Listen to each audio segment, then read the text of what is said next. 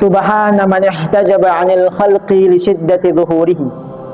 Maha suci Allah yang tersembunyi daripada makhluknya dan hambanya kerana begitu tampaknya dia. Nak mudahkan kisah, nak mudahkan cerita, kita bagi misal.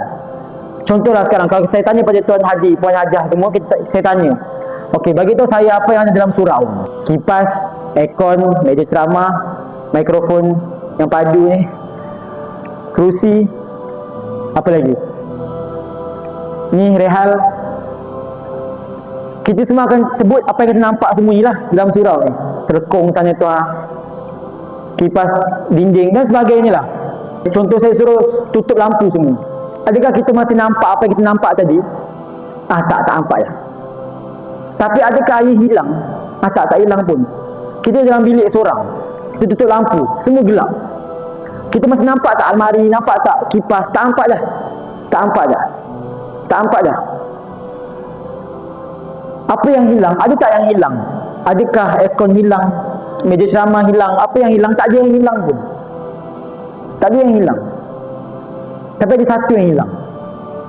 Antara banyak-banyak kita nampak tu, ada satu yang hilang. Apa dia? Apa dia yang hilang, tuan-tuan? Aircon tak hilang, apa pun tak hilang. Apa yang hilang? Ada satu yang hilang. Nama dia cahaya. Cahaya hilang. Walaupun dalam tempat tu ada lampu, tapi bila kita tutup lampu, cahaya hilang. Lampu tak hilang. Lampu tak hilang. Apa dalil tadi cahaya tu ada? Kita dapat tengok waktu cahaya tu ada. Itu dalil bukti yang cahaya tu ada. Dan cahaya tu wujud dan kita nampak dia tadi. Dan dengan cahaya itulah mata kita ni boleh melihat apa yang kita nampak sekarang. Cahaya. Jadi begitulah kurniaan Allah Subhanahu Wa Taala dalam kehidupan seharian kita. Ada benda yang terlampau nampaknya dia sampai kita tak ternampak cahayanya. Ada tak tadi waktu saya tanya, ada terfikir tak tadi nak bagi tahu cahaya? Kita cakap lampu, kipas, meja ceramah dan sebagainya. Begitulah Allah dalam kehidupan hamba, seorang hamba. Allah tak pernah jauh pun. Allah tak pernah hilang. Allah sentiasa ada.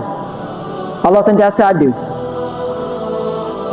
Tapi begitu tampaknya Allah depan mata kita, sampai kita tak nampak dia Allah.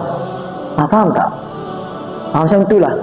Nikmat Allah ni zahir dan kita sebenarnya merasakan nikmat Allah dalam setiap nafas dan kelipan mata kita ni. Kita dalam kenikmatan daripada Allah Subhanahu Wa Taala.